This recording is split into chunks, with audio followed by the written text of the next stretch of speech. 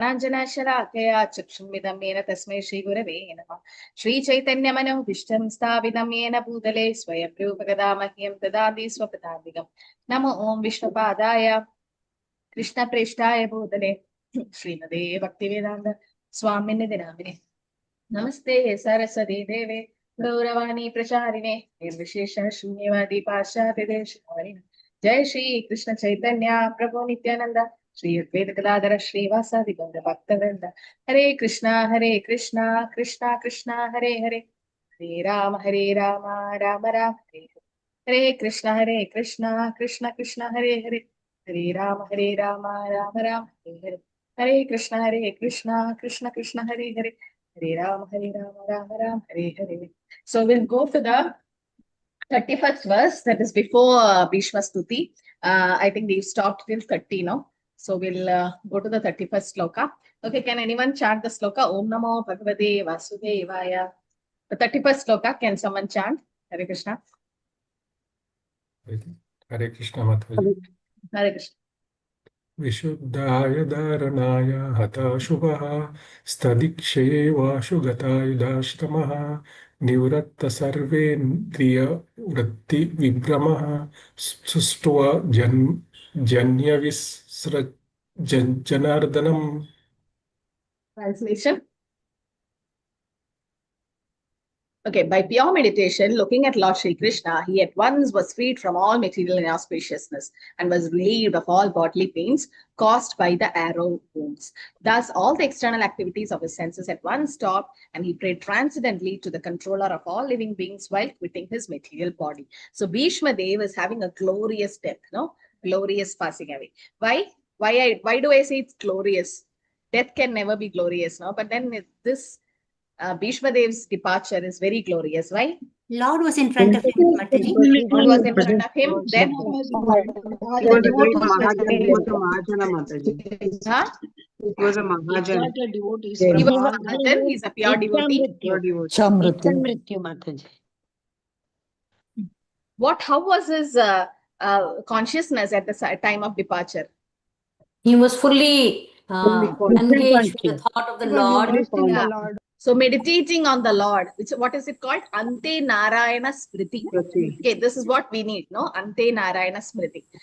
So just a real thing which happened. So in Guruvayur temple in Kerala, there was an atheist person who had a shop. Now, if you go to Guruvayur, you've seen all over there'll be shops. So staying in Guruvayur for 10-15 years, being in the shop, he never went to the temple. He was atheist. But then once he just saw the Lord once when he came, the Lord came out during a procession. And from that time, he used to go to temple and every day pay obeisances. And only obeisances, because Manmanabha Matbhakto Madhyajamam Namaskuru. Krishna says to pay obeisances. So he pay obeisances. He don't know any other prayers. But when he pay obeisances, he prays, Krishna, at the end of my life, let me remember you. That's his only prayers. And he used to pay obeisances half an hour, 45 minutes. So one day, this happened for years. And one day he paid obeisances. He didn't get up. He didn't, and people also thought, okay, he's paying obeisances. But after some time, when they actually woke him up, he actually left his body. So his prayer was what? Ante Narayana Smriti. And Krishna fulfilled it. No? So Ante Narayana Smriti means what? To remember Krishna at the time of death. Yam yam vapi smaran bhavam. Tejatante Kalevaram.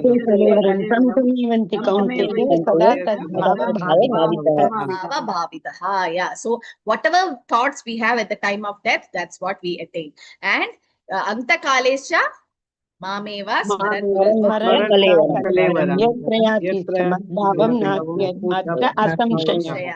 So Krishna says, Amta Kalesha Mameva Smaran Muktva Kalevaram. So here in second canto, first chapter, verse number 6 also it says, Edavansa Kyogya Bhyam Swadharma Parinishtaya Janmalapa Parapumsa Amte Narayana Smriti. Amte Narayana Smriti. This is what we all want, no? At the end of his life, like Gajendra remembered Krishna at the end of his life. Okay, Amte Narayana Smriti. Ajamila, even though Ajamila was just thinking that to call about his son, but then still. And who was that who in one moment remembered Krishna and went back? Katwanga Maharaj. Katwanga Maharaj. So all of these people, Parikshit Maharaj, so they were like completely immersed in Krishna's thought. Ante Narayana Smriti. When? At the end of his life. So this is not art of living, it's art of leaving. Prabhupada has taught us the art of leaving, how to leave from this material body or from this world is Ante Narayana Smriti. Okay, so here it says the highest perfection of human life is achieved by complete knowledge of matter and spirit and by practicing mystic powers or all that occupational team. But the main perfection is to remember the Supreme Personality Godhead at the end of life. Narayana. Okay, you have to remember Narayana, the highest perfect. That's the highest perfection of life. What is the meaning of Narayana? Narayana means what? Narayana means Ayana means sleeping, no Mataji, sleeping on water. the To take shelter. Sleeping on the Ayana, water, the to shelter in the Purusha. water. Okay, so what do you mean by Uttarayana? Bhishma Dev was waiting for Uttarayana, no, for his departure. Path follower. On the north, he was Ramayana. You say the sun to go to the north. Was that the real thing for a devotee? It doesn't matter what time he leaves the body, no? Uttarayana or where does the sun goes? It doesn't matter for a devotee because whenever he leaves the body, it's auspicious. But why Bhishma Dev, a pure devotee like Bhishma Dev, have to wait for Uttarayana? You think so? No? Uttara There's a Ayana. clue He was is actually waiting for the person. waiting for Lord Krishna. waiting for the person. See the who full, said- the form of Narayana, the full form. Like He has Prananesh- given Prananeshwari. protection to the womb of Uttara. Very nice, very well. Praneshwari Hari Priya Devi Dasimatsi. Anybody know that? Uttarayana means somebody who took shelter of Uttara's womb. And that was Krishna when he came in the form of a thumb to save Parikshit Maharaj at the time of Brahmastra from Ashwatthama. I was like, wow, that's a very nice new revelation, what to know things like that. See, Uttarayana, okay, it's with the sun. But Bhishma Dev, what he has to do with the sun? He doesn't bother where the sun is. Doesn't matter. But like Narayana, who have taken shelter of the water, similarly, Uttarayana, the another meaning is, this is commentaries from Acharyas, and it is said that Krishna have taken shelter of Uttara's womb. So Uttara Ayana means somebody who have taken shelter of Uttara's womb just for a pastime to save Parikshit Maharaj. Bhishma Dev was waiting for that person who have taken shelter of Uttara's womb to come. Bhishma Dev was waiting for Krishna so that he can look Krishna, see the beautiful form of Krishna. And why he wanted to see that form? Which form Bhishma Dev wanted to see? Narayana. Narayana The form. Narayan form, the four-handed form, and then Then two-handed. two-handed which form? What is that form called? Bhishma Dev didn't want to see the Shyam Sundar. As a warrior. Parthasarathi form. Very good. Parthasarathi form. Okay. So Parthasarathi form that can understand. Okay, because Krishna was in the Parthasarathi form in the battle of Kurukshetra. But why the four-handed form? Why Bhishma Dev wanted to see the four-handed form? Four-handed form is Ishtadevata actually. That is his form which he liked most. Worship is Bhishma Dev. Okay, so Bhishma is a pure devotee and he worshipped Narayana form of the Lord. Okay. Another thing said is Bhishma Dev, did Bhishma Dev hear Bhagavad Gita, which Krishna spoke to Arjuna in the battlefield? No, Mataji. No, he didn't hear. But he also heard one thing, that Krishna had shown the universal form, shown the four-handed form, then the two-handed form. So he have heard about it. That's only that part. So Bhishma Dev had a desire actually to see that four-handed form. And the Parthasarathi form, not like with makeup and all. He wanted to see the dusted form of the Lord. Why? There was full of dust in Krishna's face. You know why? Because when you're at home, when you're with a lot of sweat and you have a lot of dust on your face, that means you are cleaning your house or you're doing some work. No? So similarly, Krishna is in Bhakta Valsala form, serving his devotee Arjuna, being a chariot driver. You know, there was a lot of sound in Kurukshetra war. How does Krishna know that Arjuna has to go to right or left while driving the by chariot? the movement of the legs. Movement of He his used to legs. kick Krishna. Arjuna was kicking Krishna. Right leg, if he's kicking on the right side, Krishna will turn right. And just imagine a devotee kicking the Supreme Lord and his Lord is serving as a driver there. And that means he's in pure Bhakta Valsala form. That form Bhishma Dev wanted to see, because Bhishma Dev is a pure devotee. Okay, so here it is said Bhishma Dev was in complete meditation of the Supreme Lord, and he was free from all inauspicious things. He was not aware he was in the bed of arrows of bodily pain. All the external activities stopped, and he prayed to the Lord. This is the symptoms of pure devotional service. As we know, Kleshagni Shubhada Moksha, Moksha Lagu Kretsu Durlapa, Sandrananda Visheshatma, Shri Krishna Akarshanicha. So this is what pure devotional service is about in Bhakti Rasamrita Sindhu. So Kleshagni, all his material miseries went away, and all auspiciousness and blissful things starts. This proves what Bhishma Dev was doing, pure devotional service. He's a pure devotee. Okay, and he's showing us how to leave the body. So from verse number 32 to 42, 32 to 42 is Bhishma Dev's prayers to the Lord. Very important, like Kunti Stuti and all that. Bhishma Stuti is also very, very important. But thing is, it is in a special meter, it has to be chanted. Okay, so what we'll do, all of you, I'll just chant two lines, two lines, and you repeat. Okay, Shri Bhishma Uvaja. Shri Bhishma Uvacha.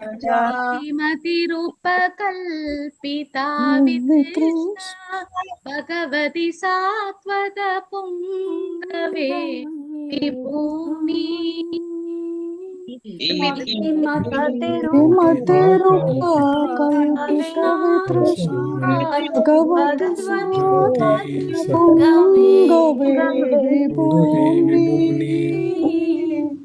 सुखमुपगते क्वचित् विहर्तुं प्रकृतिमुपेयुषि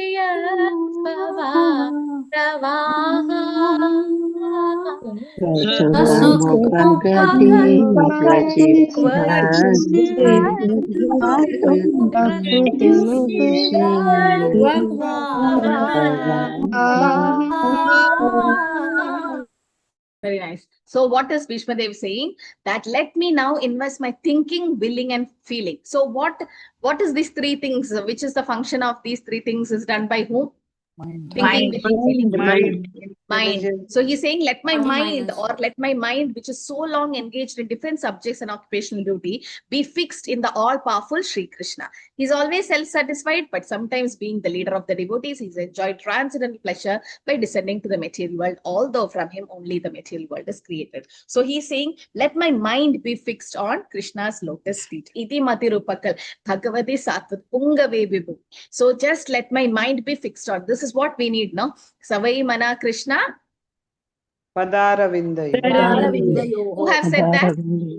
Ambarish Maharaj. Ambarish Maharaj. So Ambarish Maharaj was a pure devotee, and he also have said that our mind should be invested on Krishna. Savai mana Krishna padaravindayo vacham sivai kunda gudan varnane karau harir mandiramardhanadishu shrutim chakarachyuta sadgato de mukunda lingalaya darshanadishu tadritya gatra sparsha anga sangame granam cha tatpada saroja saurape Srimad Tulasya rasanam tadarpite padau hare kshetra padhanusarpane shiro rishikesha padapi vandane kamam cha dasya natu kama kamaye yeduttama sloga janashrayariti. So this is what the prayers of Ambarish Maharaj is. What is he saying? Savai mana Krishna padaravida. Let my mind be completely fixed on Krishna's lotus feet. Okay, my mind should be on Krishna's lotus feet. Vachamsi Vaikunta Gunane Varne. Vachamsi, my words should be just to glorify Vaikunta Guna, that is Krishna's glories. And Karo Harer Mandira Marjana. So my hand should be used to clean Krishna's temple. Shrutim Chagara Achyuta Kadode. My ears should be used to hear Achyuta Kada. Mukunda Lingalaya Darshanada. My eyes should be used to see Krishna's deities. Tadbritya Gatra Sparsha Anga Sange. My body should be used to embrace Krishna's devotees. Granam Chitatpada Saroja Saur. I want to smell the tulsi that is offered at Krishna's lotus feet. Flowers. Srimad Tulasya Rasanam Tadarpita. I want to taste with my tongue the tulsi offered to Krishna. Padav Hare Kshetra Padana Sarpane. Leg should be used to go to Krishna's temple. Shiro Rishikesha Padabi. My head should be used to go down to Krishna. Kamam Chadasya Natu Kama. I don't have any other desires. Yet Uttama Shloga Janashraya. Just want to glorify Krishna. So this is what a pure devotee is. Okay. So here the first thing Ambarish Maharaj says is Savai Mana Krishna. Mind should be fixed on Krishna. When Krishna says Man Mana Bhavamat Bhakto. Okay, so there also it is said. And what does the Rupa Goswami says about how our mind should be? Rupa Goswami also says, no? That how our mind should be fixed on? Anyabilista sunyam. Okay, no, fixing the mind. He says, Yena kena prakarena mana krishnena timashyate. Okay. Where is it? Yena kena prakarena. So he says that somehow or the other, we should be also in the 7th canto, 1st chapter, it is said, Mana, yeah, Tasmat kena bhupena mana krishnena nivashyate. Mana, somehow or the other, the mind should be on Krishna. This is also said that one should somehow or other think of Krishna.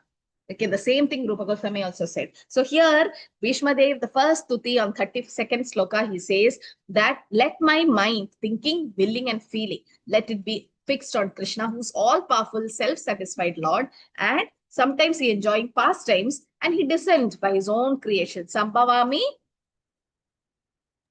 Yuge. Swami Atma Maya. Okay, you gave him it. Atma Maya. He descended on his own sweet will. So what is the nature of the thought of Bhishma Dev? Now, how can only a pure devotee can have this thought? No, nothing else. He does more, as Mataji said, he doesn't have any other desire except to serve Krishna, Krishna's lotus feet. Okay, so that is what the 31st sloka is about. 33rd sloka is Tripuvana Kamamam Tamala Varnam Ravikara Gauravarambaram Dadhane. Please repeat.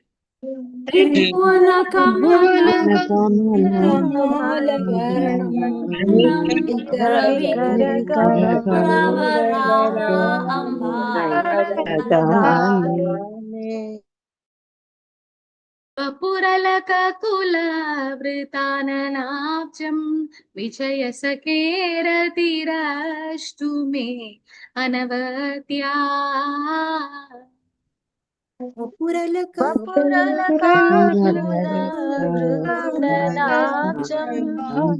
Vijaya Sakhira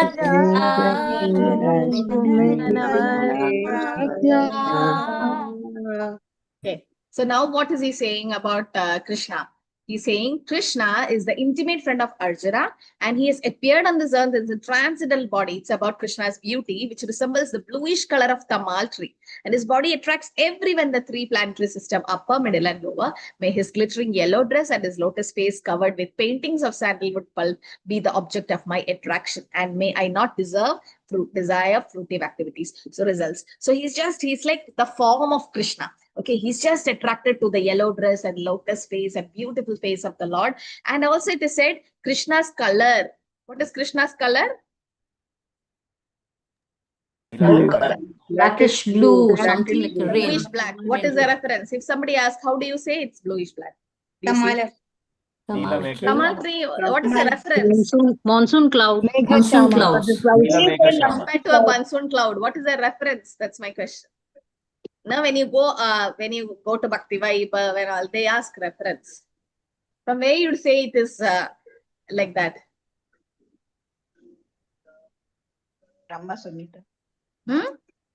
Lot of place, Mataji. Chaitanya Charitam also, no? Krishna Varnam Tusha Krishnam. So there also. Yes. But there it is just said, Krishna. He is not blackish. But the real, there is a verse from Muguntamala Stotra. Is written by whom? Muguntamala Stotra by? Kulashekara. There he says, Jayatu Jayatu Meka Shyamala Komalango, he says. That is Muguntamala Stotra verse number 2. If you say, it is said, Jayatu Jayatu Devo Devagi Nandanoya Jayatu Jayatu Krishno Jayatu Jayatu Meka Shyamala Komalango Jayatu Jayatu Prithvi Varanasho Mugunda. This is the particular references given as that Krishna is Meka Shyamala Komalango. That is the color of a freshly formed cloud. Soft body resembles blackish color of a new cloud. Okay, bluish black. No, freshly formed monsoon cloud. Okay, when you see that it's going to rain and you see freshly formed monsoon cloud, bluish black, you should remember Krishna. That Shyam Sundar form of Krishna. Krishna. And it is said, this is the color of Krishna. And this is why Kulashekara Alvar, who's one of the great devotee, and Mugutamala Stotra, Prabhupada has given translations and purports for these verse book. But many don't know about this, but it's a beautiful verse by Kulashekara Alvar. There he mentions he is Devaki Nandano. Yes, he is the son of Devaki and Vasudev. And Krishna Vrishni Vamsha Pradeva. He has come in the Vrishni Vamsha. Prithvi Bharanasho Mukunda. He has come to decrease the earth's burden. And there he says he's Meka Shyamala Komala. So that's the color of Krishna. Okay. And also this Rupa Goswami says something very interesting, no? That when you go to Vrindavan, what you should not do? What Rupa Goswami says? Don't see the face of Keshava if you want to. Very nice, Vamshi Mohandas Prabhu. Yes, don't see Krishna who's on the banks of Yamuna. Why? If you see Krishna, what will happen? You'll be attracted. You cannot leave him. And you can't leave that place. What else will happen? You leave everything and go behind. Yeah, you will leave. So if my dear friend, if you want to enjoy material life with your family and friends and all material things, then please don't see Krishna. Okay, if you see Krishna, what will happen? Then you will leave all material. That's what we are now. No, we are stuck now. We are neither pure devotees nor pakka karmis. Why? Because we are not able to enjoy like karmis going in a mall or a movie and all anymore, because we are done with all that material things and we got a higher taste. Param Krishna Nivartande.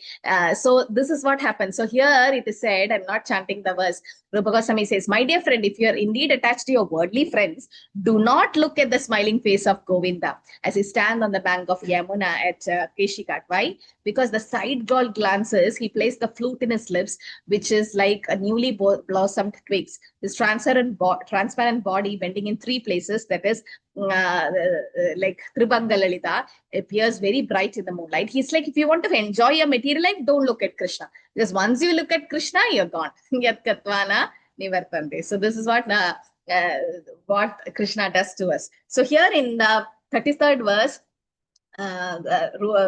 Bhishma Dev says that my mind should be fixed on you, and my desire is to see that beautiful form of Krishna, which is like tamal tree. Okay, his glittering yellow clothes shining in sun, and his lotus face is surrounded by curly locks of hair. So Bhishma cannot give up that form of sweetness. Again and again, he is describing that sweet form of the Lord. So in ISKCON Vrindavan also, have you all seen the tamal tree in ISKCON Vrindavan?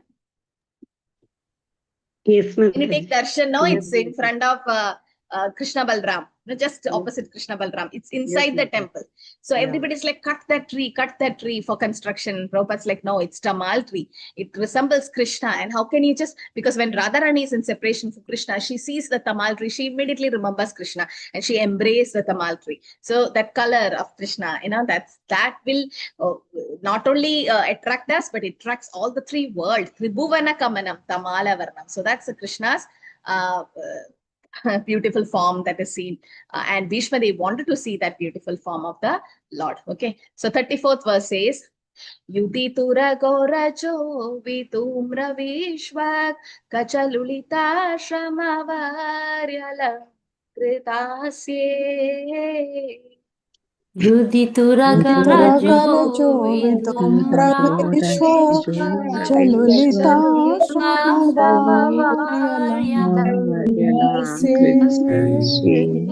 Mama Nishita Sharair Vividyamana Vachivilasat Kavajistu Krishna Atma.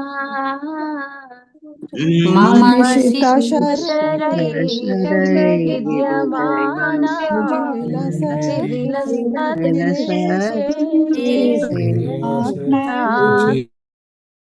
Of them put in the chat, it's difficult to chant. So don't worry, so you can mute yourself and chant there. So because this is a Bhishma Stuti, I just wanted everyone to do.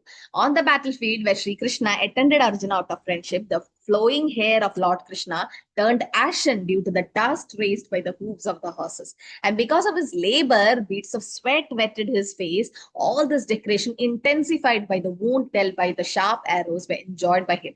Let my mind thus go on to Sri Krishna.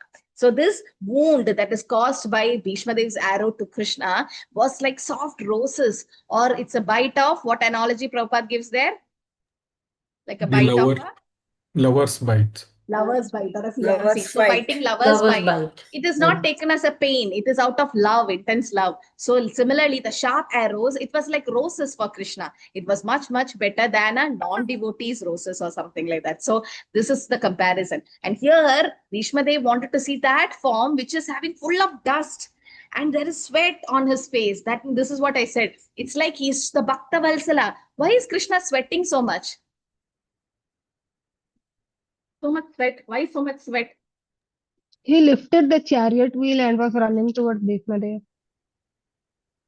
Yeah, he lifted the chariot wheel just before the Bhishma Stuti. What happened? Krishna lifted the chariot wheel, and last class also we saw that he was Chakrapani. He was barging like a lion barge towards an elephant. He was barging, no, to protect whom? Arjuna. To protect Arjuna. So it's pure Bhakta Valsala form. That means Krishna is under work, or Krishna is actually in action, because Krishna says Name Bhakta. Pranashyati. May Bhakta Pranashyati. So this is Krishna's another pastime to show how attractive Krishna is. Like for example, Nityananda Prabhu was bleeding. How can Nityananda Prabhu bleed? No, when Jagai Matai was hitting him. He is transcendental body. But why did he bleed? Just Leela. It's a pastime, Yes, okay. yes. But why that pastime? Why Nityananda Prabhu did that particular pastime? So that Because he want to Put it save in the hearts Nitya- of Jagai Jagai Matai Matai. will He want change. to save them.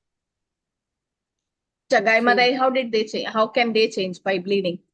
By Nityananda Prabhu's bleeding. Mahaprabhu will appear and save. Yes. Jagai So Matai.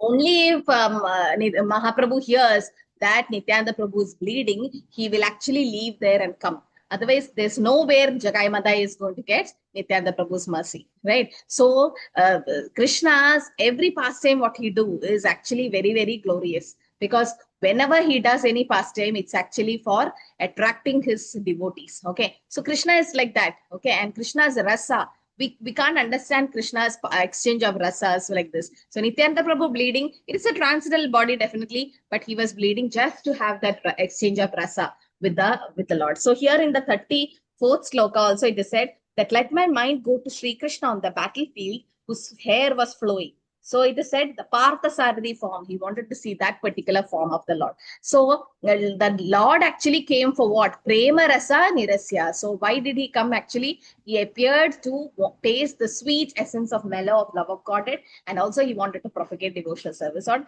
platform of spontaneous attraction. So Krishna actually had come to taste the sweet essence of mellow of love, and this is possible only with his devotees.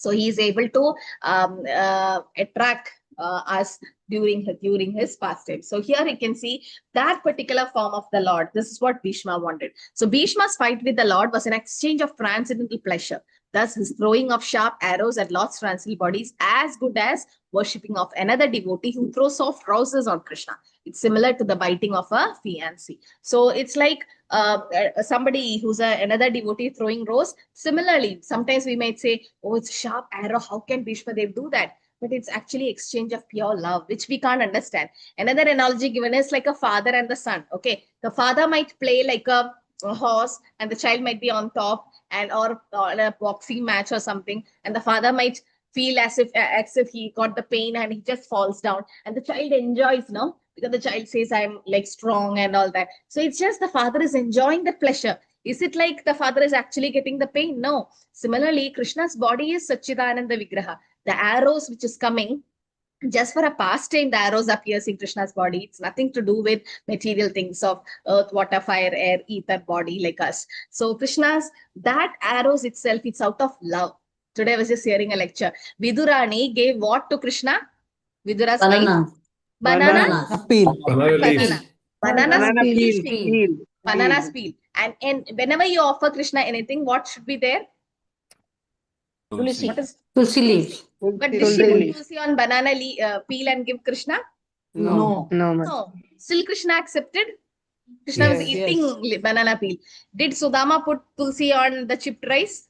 No. Still Krishna accepted. Did Shabri put Tulsi on the bitten fruit? Krishna No. accepted. Did Gajendra, so all this, okay, it was a flower, but whatever we offer to Krishna, it's out of bhav, if it's out of pure love by devotees, Krishna accepts it. So even if it's a sharp arrow given by Vishwadev, Krishna accepted it as if it's roses given to Krishna. Okay, so you may repeat it only in mute because that's what I saw in the chat. So we'll just finish fast. Okay, so 35th sloka says, Sapati sakhi vacho nishamya madhye nija parayor balayoratam niveshya stitavati parasainikayurakshna Ritavati Partha Sakhiratir Mamastu. So what is he saying? In obedience to the command of his friend, Lord Shri Krishna entered the arena of battlefield of Kurukshetra between the soldiers of Arjuna and Duryodhana. And while there, he shortened the lifespans of the opposite party by his merciful glance. This was done simply by his looking at the enemy. Let my mind be fixed upon that Krishna. I humbly request all of you, please read the purports, because if you read the purports of this Bhishma Stuti, you will get the whole picture of Bhagavad Gita, what was happening in the battlefield, and so many details Prabhupada gave. I wanted to read the purport, but no time. So I've taken only the essence from the purport. So here it is said that just by his merciful glance, Krishna was merciful. Just by his glance, he was merciful. How was he merciful to Kauravas? How can glance be merciful? He reduced their lifespan. Krishna was merciful. And is reduced by lifespan, reducing their suffering. Less of suffering, that means. Less of suffering. And what did he award them? Liberation. They got that. Okay, liberation. But they didn't get Sayuja Mukti. They got which Mukti? Sarupya. All of you are sure?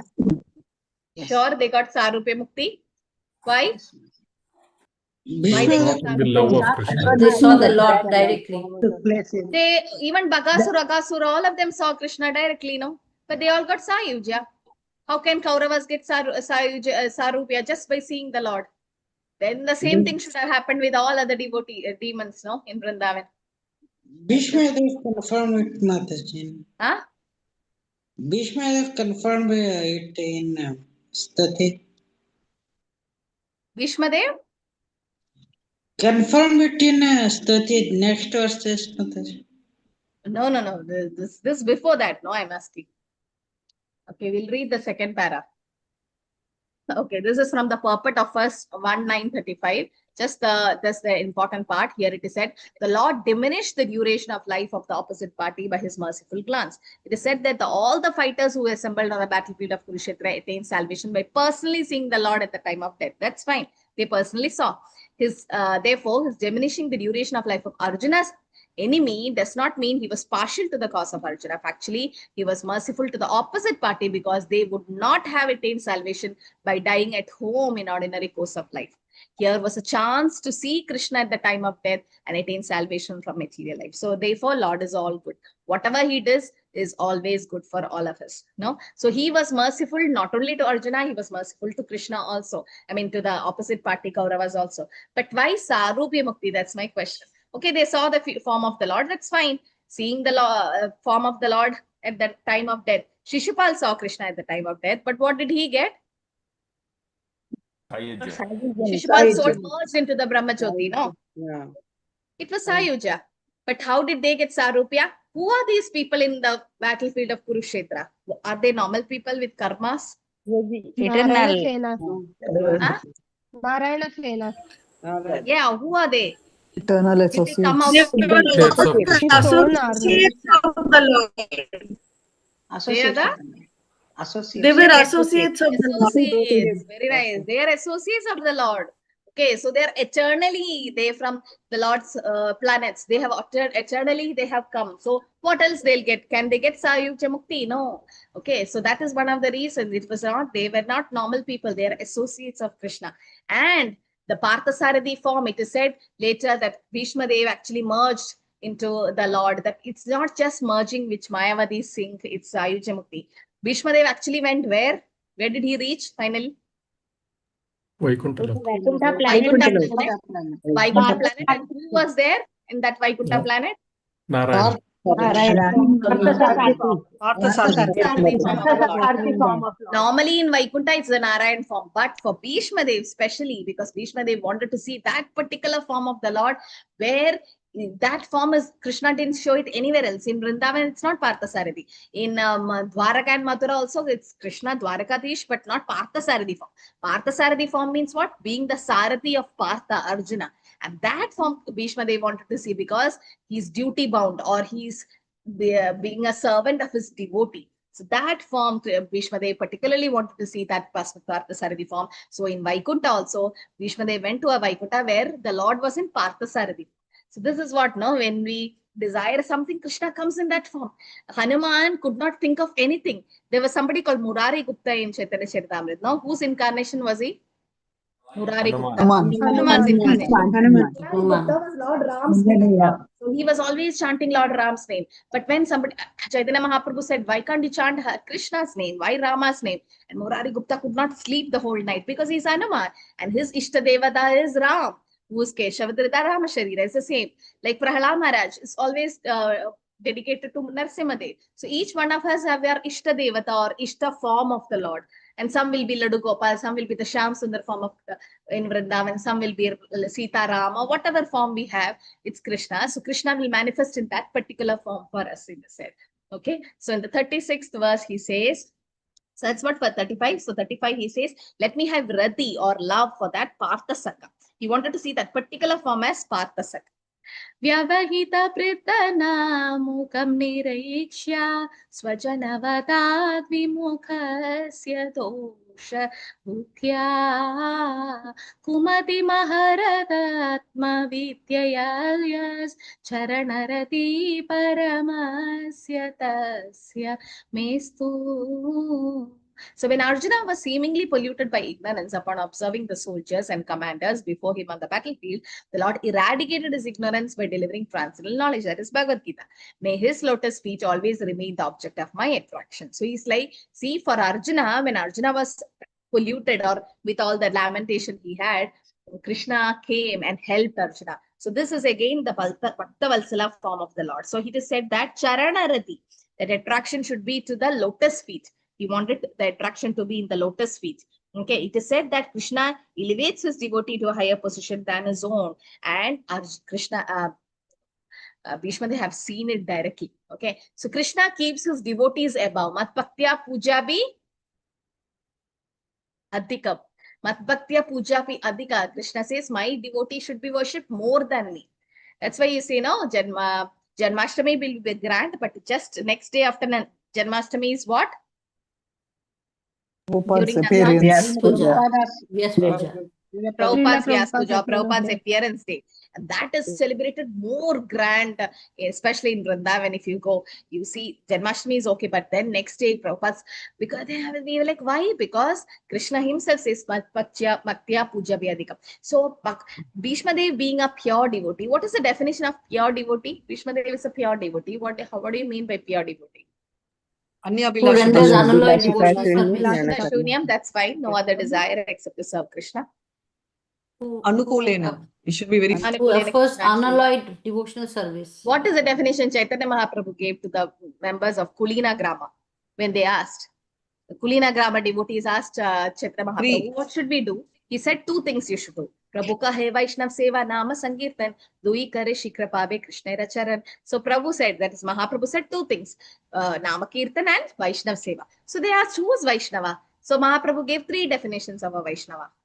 One is One time you tell you are called a Vaishnava. Anybody who chant Krishna's holy name even once is that Vaishnava. Then first level, second level, in whose presence Krishna somebody chants. Yeah, that is an Uttama Adhikari. That is third level. Someone else just by seeing somebody who chants the holy name. Okay, then Nirandara Namala. Okay, Nirandara Namat. Jahara Vadane, say Vaishnav Sreshta Bhajadara Charane. So Nirandara, somebody who's constantly chanting the holy name is also a Vaishnava. Then the people in Kulina Grama got again wonderstruck. Who's a Vaishnava? Who chant once is a Vaishnava, who constantly chant is a Vaishnava. Just by seeing somebody, we feel like chanting is a Vaishnava. Then Mahaprabhu said this is the definition of Kanishta, Madhyama, and Uttamadhikari. Kanishta is somebody who chant even once. Madhyama is who constantly chant. And third is Uttamadhikari. Just by seeing somebody, we feel like chant. See, when Prabhupada was in Thompson Square Park with Kartal's Mridaga, he was chanting. Many people came around, and then the whole world became devotees. Just by seeing Prabhupada, no? Maybe they heard Prabhupada's lecture or Kirtan for some time, but just by seeing Prabhupada, they get attracted. Why? He's a pure devotee. He's a pure devotee. So pure devotees, that is another definition. And pure devotees chant what? What nama? Shuddhanam.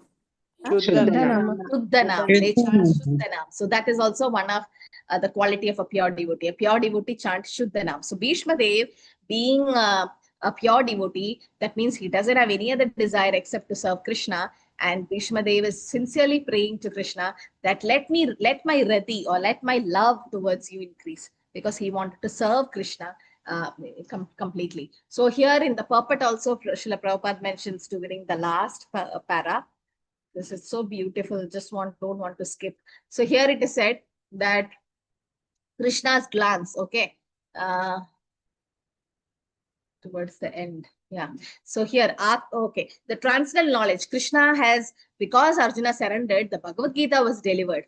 It is not just to Arjuna, it is to deliver the conditioned soul of the world, deliver us from the wrong conception of identifying the body and the soul. So this is what Krishna has come, and he have taken away all the misconceptions of Arjuna. And here it is said, he has spoken this by the Lord, by the benefit of all concerned in all part of the universe. So why did Krishna took a lot of so much of effort to give Bhagavad Gita? That's not just for Arjuna, because Arjuna is eternal soul, or eternally liberated, or eternal Nitya Siddha, but it's for us. It's for Badhatmas or conditioned soul like us. So Bhishma Dev wanted to see that particular form, and Bhishma Dev says to Krishna that because you have given Bhagavad Gita to Arjuna and you've become a servant of Arjuna, I want to see that particular form of the Lord, and my attraction should be increased to that lotus feet, the Charana Rati.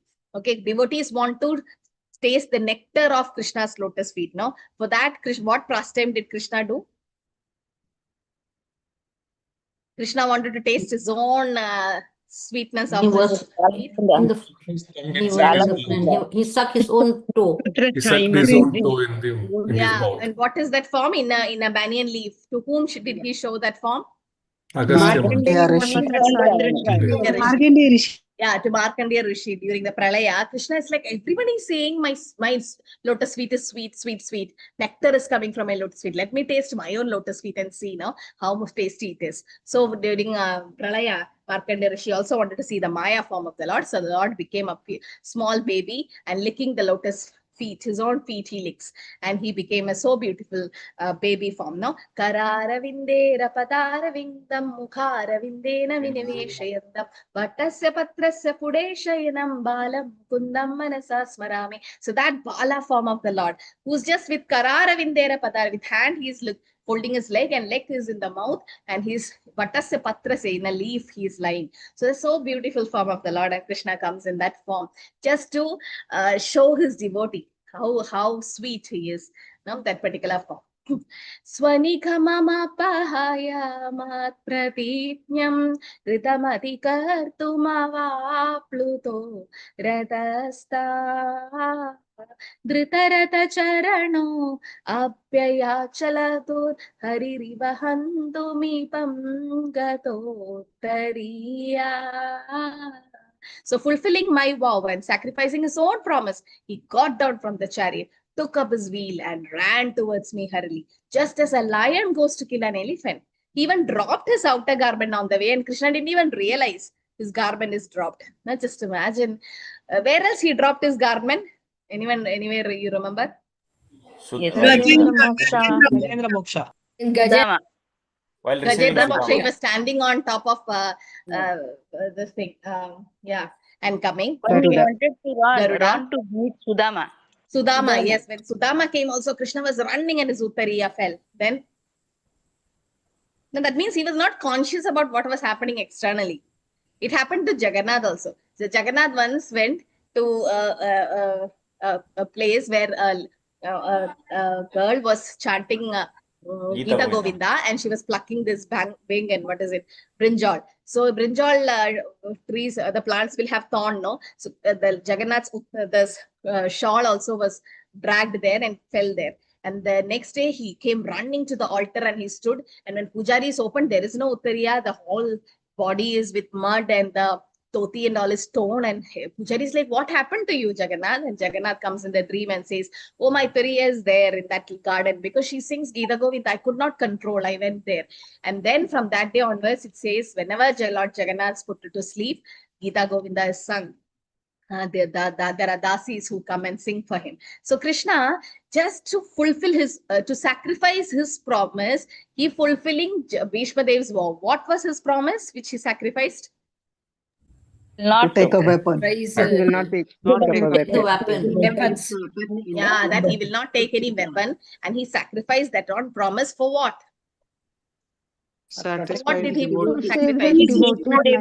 He sacrificed his own promise to save Bhishma's promise. Bhishma Dev's words, because Nijabritya Bhashidam, to fulfill Bhishma Dev's words, because Bhishma Dev also said, no, we know that story where he said that I will see that you break your own promise, and Bhishma Dev wanted to see that Krishna breaking his promise just for that. Just to make Bhishma Dev happy, because Bhishma Dev is a pure devotee and Krishna wants to give pleasure to his devotees. And just for that, he became who? Just carrying its wheel. Krishna got the name as? Chakrapani. Chakrapani or Radhakapani, so Chakrapada. So he became like that. And you know where this Chakra went and fell? What is that place called? Ekachakranagara. Chakradam is the birthplace of? Nityananda. Nityananda Prabhu. So we have Nityananda Trayadashi coming up on 31st Jan. So it is this place, Eka Chakradam, it is said, where this chakra went and fell. And Nityananda Prabhu, who's none other than Balram Hoilenitai. So he came in that particular place. So what is the comparison of a lion going to kill an elephant? The lion is so furious to see the elephant. And by size-wise, elephant is bigger than the lion. But the lion is more stronger there. So Bhishma Dev, even though being so senior to Krishna, at least materially, if you see in material form, but actually they are spiritual. But still, Krishna is always Nava Yavvanamcha. And just a lion going to kill an elephant, so furious and so angry because Krishna wanted to protect his devotee Arjuna. Okay, who's very, very dear to Krishna. Okay, Bhishma Dev is also dear. But just to please Bhishma Dev, Krishna did this, and he dropped his outer garment, means he was not even bothered about what was happening externally. So this is Krishna's, Bhakta Valsala form. He is not Jnani Valsala or Karmi Valsala. He is Bhakta Valsala because Krishna loves his devotee. Does that mean Krishna is partial? No, Mataji, no. No. Sarvabhuteshu? मे द्वेषोऽस्ति मे प्रियः ये भजन्ते तो मां भक्त्या मयि तेषु चाप्यहम्. So you know, in the purport also you can see that Krishna just want to, because Arjuna is never going to die, because Krishna was himself on the chariot of Arjuna. But because Bhishma Dev wanted to see Krishna take up some weapon to save his friend, the Lord created such a situation, making Arjuna's death appear imminent, but it just created. So who created the situation? Krishna. Okay, because Bhishma Dev wanted to see that form to take that weapon. Krishna created that situation. So Krishna does it just to please his devotee. And he stood before Bhishma Dev to show him that his promise was fulfilled. He had taken up the wheel. So just to please his devotee, just to make Bhishma Dev happy, Krishna broke his own promise. Krishna didn't care what people talks about him after that. Krishna didn't think about anything, but just to please his pure devotee. This is Krishna. Okay, Krishna can go to any extent to please his devotee because he's Bhakta Valsala and he is purchased by a pure devotee. Pure devotee can, that's why Krishna never gives pure devotional service to anyone, because Krishna become controlled by them. Krishna don't want that to happen unless Krishna checks, or there's a lot of tests we have to overcome before Krishna gives himself to us. So that's why pure devotional service is very, very rare. Sudurlabha, it is said. Okay, so 37th sloka is saying sacrificing Krishna's own promise not to use a weapon and to fulfill Bhishma's promise to see Krishna fighting to save his friend. He ran towards Bhishma Dev with chariot wheel while the earth shook and his outer garment fell on the ground. This is what Krishna is. No? So Krishna is so attractive, no? Because especially for the devotees, Krishna is very, very dear to them. Krishna can go to any extent to save his devotee. Like, for example, he can come in a Narasimhadev form just to save Prahlad Maharaj, and he's Albhuta Shringa. Okay, Tavakara Kamalavare Nakham Albhuta Shringa. So why is he Albhuta? Because soft lotus-like hand can have a sharp nail. So Krishna can come in any form to save a devotee. Sita Vishikahato Vishirnadamsha Shatacha Paripluta Atataino Me Prasapamapi Sasara Matvyavadartam Sabhavatu Me Bhagavan Katir Mukunda. So may he, Lord Shri Krishna, the personality Godhead, who awards salvation. Mukunda means somebody who gives mukti. Mukti pradatam sarvesham Vishnurevana samshaya. And let him be the ultimate destination. On the battlefield, he charged me as if he's angry because of the wounds dealt by my sharp arrows. His shield was shattered and his body was smeared with blood due to the wounds. So this is just for a pastime. Krishna's body cannot have blood. That is just that when he was cleaning his sword, there was blood on his finger. No? Then what happened? Who saved him? Draupadi. Yeah. It's just a pastime. Krishna's body cannot bleed. It's just a pastime. Krishna is checking because other queens were also there and they always running for first aid box and all. And there was Draupadi next to her and him, and she was wearing a very costly sari. She didn't even bother what sari is. She just tore a piece from that sari and tied for Krishna's hand. And Krishna said that time, Ye yadamam prabatyande tam sadeva. Draupadi, you gave me such a small piece of sari. Tomorrow, let me see in future, I'll give you meters and meters of sari. And that happened during Vastrakshepa, where Krishna came there and protected Draupadi in that way. There, giving him her sari. So this, imagine, Krishna is reciprocating his devotee, and Krishna's body was smeared with the blood with the sharp arrows. And Bhishma Dev says, it looks like he is angry for that, but he is not actually angry for that. Just to fulfill my promise, Krishna does that. And what is he saying? That Krishna should be my ultimate destination. Okay, ultimate destination, our real goal of life is Samsiddhi Haritoshanam, or in the sense that is where we should go back to Krishna, or that is our goal. That is what we should go back to. That's why Bhishma Dev is saying that I want to see that particular form of Krishna where this Parthasarathi form is there, because nowhere else you can see in Damodar Leela, Krishna is running for his own safety, no, from Yashoda Maya. Okay, and any other Leela you say, it's all about a stealing pastime, all that. This is a sweet Leela, but there's nowhere where Krishna sweat so much and bleed so much just to save his devotee. So this particular form, because Bhishma Dev is a Kshatriya, he wants to see that form as a Kshatriya form of the Lord. And also it says our destination should be Krishna.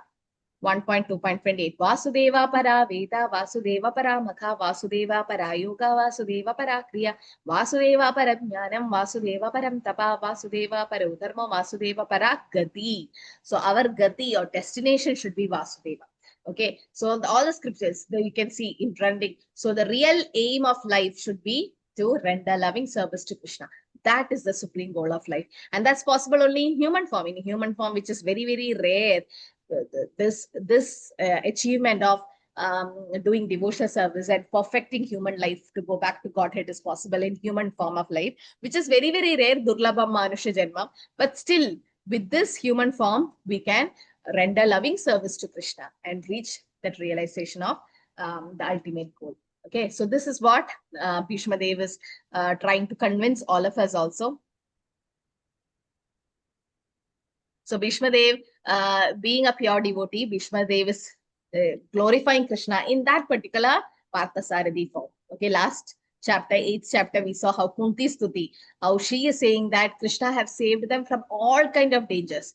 Vishan Mahagne Purushada Darshana Asat Sabaya Vanavasa Grichate Brite Mrite Anekarata Maharatastrado Draunyastratascha Smahari Abhirakshito. So whenever there was fire and poison and whatnot happened, all the time Krishna was there to save. So she is telling us from her experience, and Bhishma Dev is explaining from his point of view that being a Kshatriya in the battlefield of Kurukshetra, how Krishna personally came in that form and saved Krishna and Arjuna. Okay.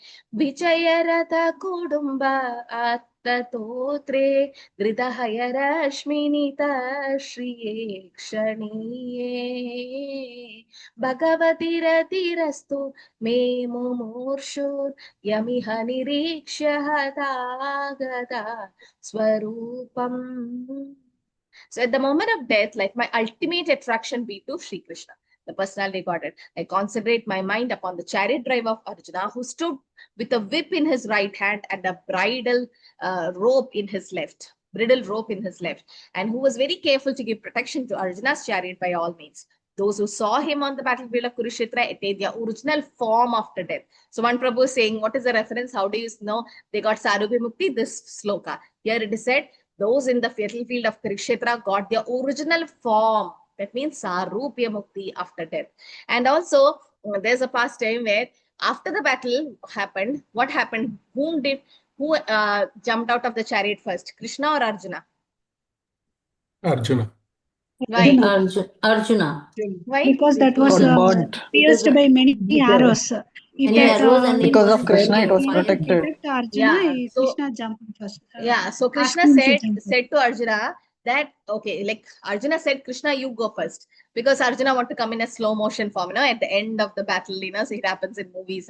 Then Krishna's like, no, you go first. Arjuna's like, why? Okay, then. So he got down and he showed why. So after some time, so Arjuna walked, and after some time, Krishna just got down of the chariot and walked. And when Krishna reached few meters, the whole chariot broke into bits and pieces, because so much of arrow of a pure devotee like Bhishma Dev have pierced the chariot, and it was just protected just because of Krishna, Rishikesha. Because this is one of the reasons why Arjuna won the battle, that Krishna was with him. So the chariot you can see here, and he's saying that, let you be my ultimate attraction, Krishna, and that form, concentrate on that form as a chariot driver and with a whip in his right hand and a rope in his left, like Parthasarathi form, and protecting Arjuna's chariot by all means. So Krishna, even though the chariot was given by whom?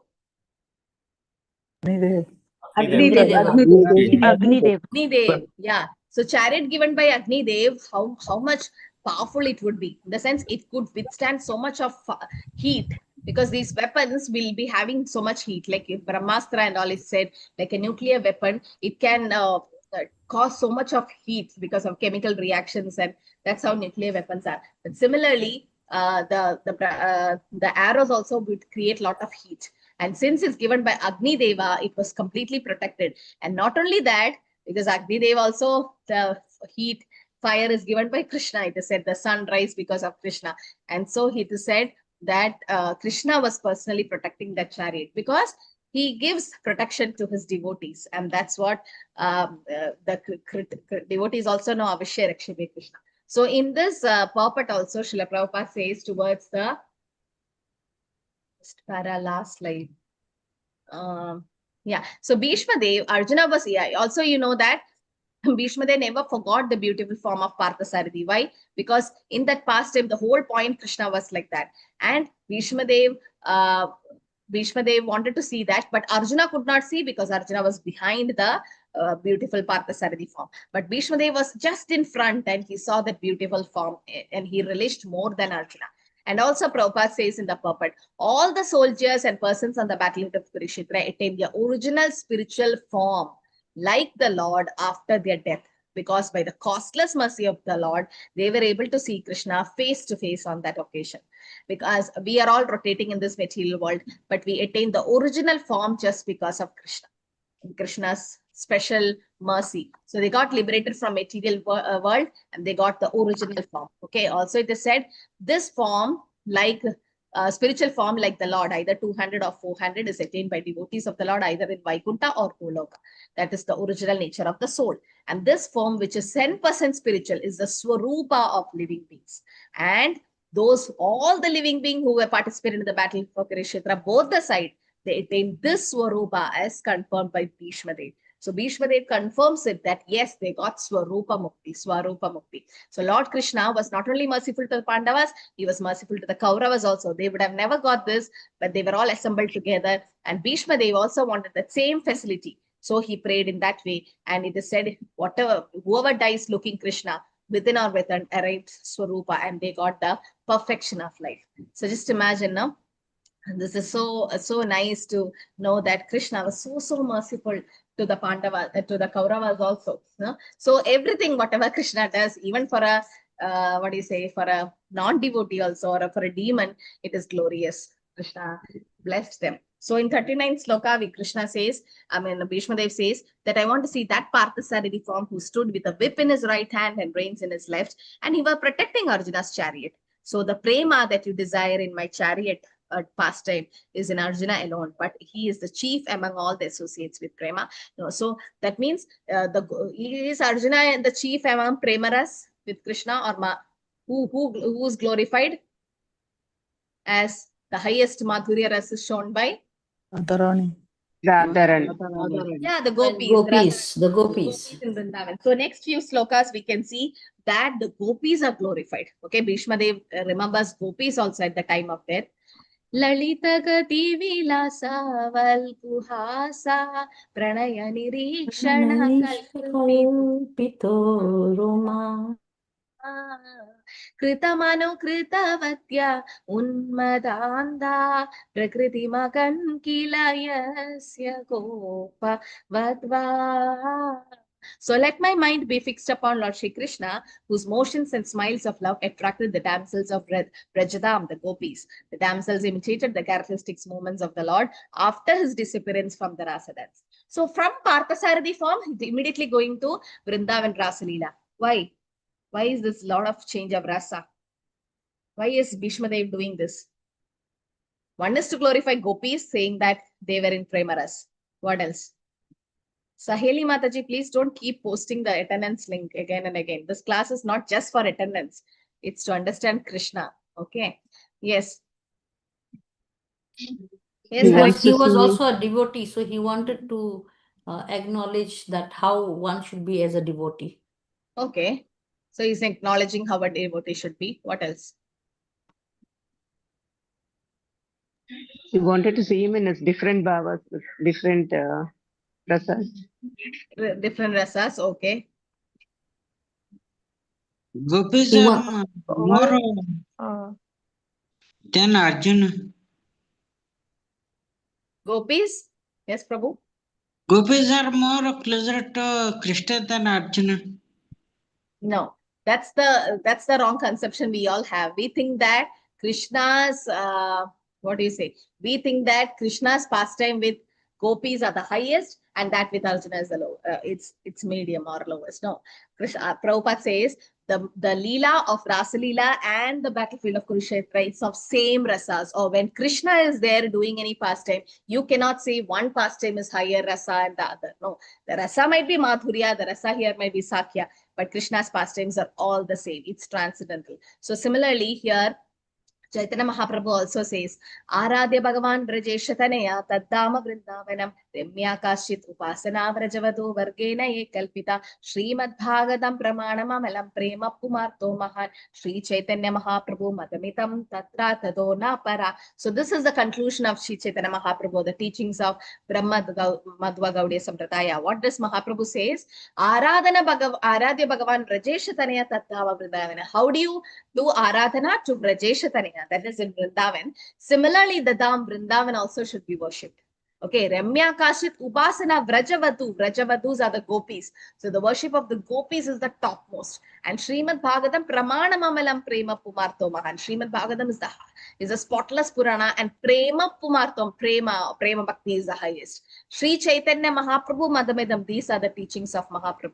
So Mahaprabhu gave us these teachings. One is you have to worship Krishna, the son of Nanda Maharaj, and Vrindavan Dham is the topmost worshipable place, and the highest and most pleasing type of worship of Krishna is done by the Vraja Gopis of Vrindavan, and Srimad Bhagavatam is spotless authority on everything, and Krishna Prema is the highest goal of life. This is the teachings of Chaitanya Mahaprabhu. So Mahaprabhu himself says gopis are the highest. That doesn't mean you are putting Arjuna to a lower platform, because Arjuna is none other than Vishaka Shakti. Vishaka Sakhi, who was one of the gopis, no? Out of the 8 gopis, Lalita, Vishaka, Induleka, all that, you have Vishaka Sakhi, who's a gopi. So how can we say the Krishna's pastime with Arjuna is lower than Rasalila? Because Arjuna is none other than Vishaka Saki, who's Lalita Vishaka Adi. So there is Krishna expands to Radharani, Radharani expands to Lalita and Vishaka first. They are the primary expansions. So it's not different. So just to show that Krishna's pastime as a battlefield in Kurukshetra is not lesser than being in the Rasalila. It's the same. So Bhishma Dev, expecting to see the Parthasarathi form, is also in the Prema platform. You can't say Bhishma Dev was not in the Prema platform. He was. But he's glorifying gopis. Now you can glorify devotees. At the time of death, just imagine Bhishma Dev's consciousness. He's thinking about the gopis. So here he says gopis' love is pure. Lord Krishna's movements and smiles of love attracted the gopis, who imitated his actions and blinded by madness of love after his disappearance from Rasalila. So he immediately remembers that. And next he remembers the Rajasuya Yajna also. Munigana Nripavarya Sangulenta Sadashi Yudhishthira Rajasuya Esha Arahanamupapeta Ikshaniyo Mama Drishi Gochara Esha Avid Atma. Okay, now we have 9 more verses to be done. So 41, yes. So we'll finish the chapter. So here it's about Rajasuya Yajna. At Rajasuya Yajna, a sacrifice performed by Maharaj Yudhishthir, there was a greatest assembly of all the elite men of the world and royal and learned orders. In that great assembly, Lord Sri Krishna was worshipped by one and all as the most exalted personality of Godhead. This happened during Bhishma Dev's presence, and he remembered the incident in order to keep his mind upon the Lord. So in Rajasuya Yajna, Krishna was worshipped under whose instruction? Who said Krishna should be? Yudhishthira and everyone, all the Brahmanas and all the kings. There was a main person who said that Krishna should be worshipped. Bhishma. Bhishma was there and Narad Muni was also there. And that time, who became jealous? Shishupal. And that's when Krishna's Sudarshan Chakra took Shishupal's life. So the Rajasuya Yajna, there also you can see that Krishna was there, and there he was worshipped as the most exalted personality of Godhead. Okay, so just imagine Krishna's position being, even Bhishma Dev is there and all of them. Bhishma is compared to the grandsire, on the sense grandfather for all of them. And he was in that, and he himself suggested Krishna's name. And he is remembering this incident so as to keep Krishna in our mind. Sometimes it is said, one Mataji said, Prabhupada disciple, that when somebody blasphemes about us, they say something, because this world is like that. And when they keep saying, what should we do? It's like we should tolerate, like how Krishna tolerated Shishupal. Because Shishupal's 100 blasphemy, Krishna tolerated. Why did he tolerate 100? Because he had promised Shishupal's mother. Yeah, his mother. He had promised to tolerate him. So when Shishupal was born, he had 4 hands, and Shishupal's mother is like, why is he having 4 hands? And Krishna said, the person who's going to be killed who kills Shishupal, when he comes, the 2 hands will fall. And when Krishna is a cousin of Shishupal, when he entered the home, the 2 hands of Shishupal fell, and Shishupal's mother immediately understood, oh, Krishna is going to kill my son. So as a mother of a demon is also a mother, and the mother definitely attracted to her child. She went and begged Krishna, please, I know you are going to kill my son, please don't kill him. Give him some concession. And Krishna said, killing I have to do. Why? Shishupal had to be killed by Krishna. Why? Because he was very jealous. He's Jaya Vijaya. He's Jaya Vijaya. He has to go to the next life, no? So it has to be happened that Krishna has to kill him. That's a plan. So that Krishna cannot withdraw. But Krishna said, okay, I can give you one concession, that let him go on doing any sins or commit and blaspheme and all that 100 times. Because 100 times nobody will do. That's what a mother expects. But 101th time when he did the Sudarshan Chakra, didn't even ask Krishna, went and took his life. Definitely he has to go to the next life as Jagai Madai. Jagai Madai. They had to become Jagai Madai next. So that Chaitanya Mahaprabhu. And there also Sudarshan Chakra appeared. But then Nityananda Prabhu gave Prema Bhakti, love of Godhead, to them. Because they are most merciful incarnation without weapons. Okay, so here you can see that all these people, they assembled and they were worshipping Krishna to prove that Krishna is the supreme personality of Godhead. Ekala Ishvara Krishna. Arasabha. Yeah. Arasab Pritya. Everyone else is just his servants, and only Ishvara is Krishna, or Krishna is Bhagavan Swayam. Bhishmadev himself proves that by his prayers. Okay. So in the 40, it was 41, 42nd verse says, Tamimaham ajam, tamimam aham, ajam sharira bhajam, hridi hridi dishitamatma kalpitana, pratidrishamiva naika darkamekam, samadigadosmi viduta veda moha. So now I can meditate with full concentration upon that Lord Shri Krishna, now present before me, because now I have transcended the misconception of duality in regard to his presence in everyone's heart, even in the heart of a mental speculators. He is in everyone's heart.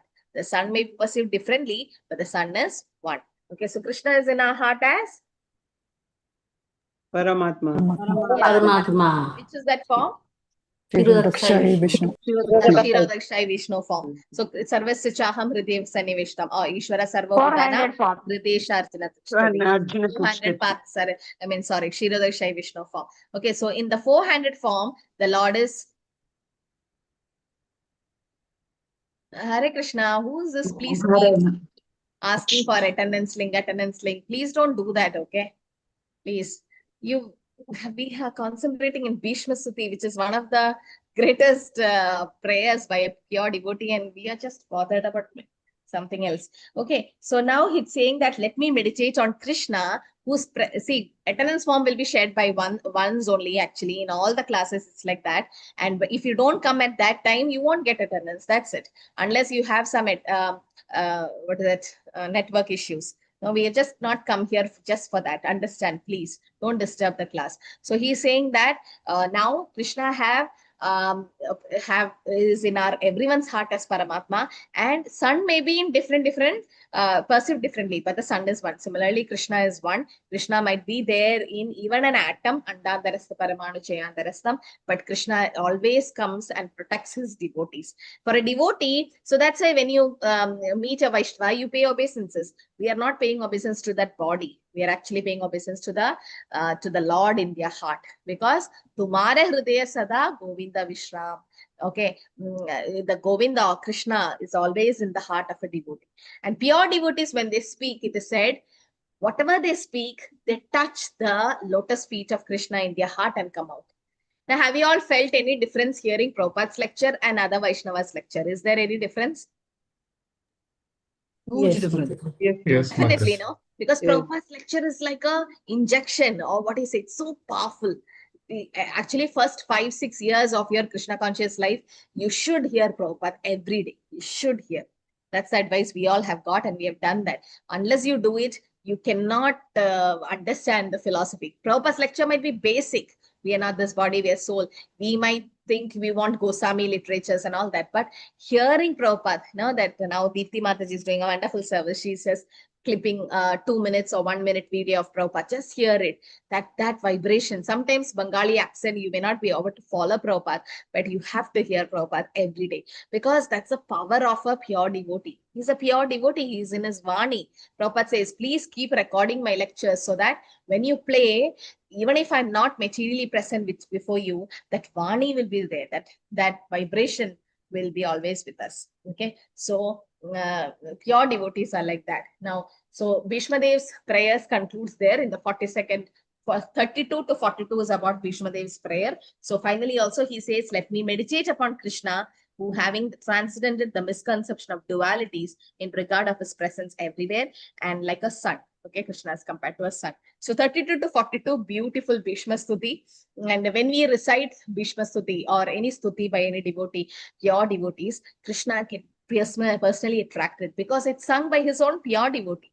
We may not be able to glorify Krishna like this, but see how Bhishma Dev did. So please read the purport from 32 to 42. It will really help you in your level 1 class preaching or basic Bhagavad Gita preaching. Prabhupada has given a very beautiful purport, and I've just taken the essence only from the purport. Each part, when you just read them, you'll understand how Prabhupada has given beautiful explanation.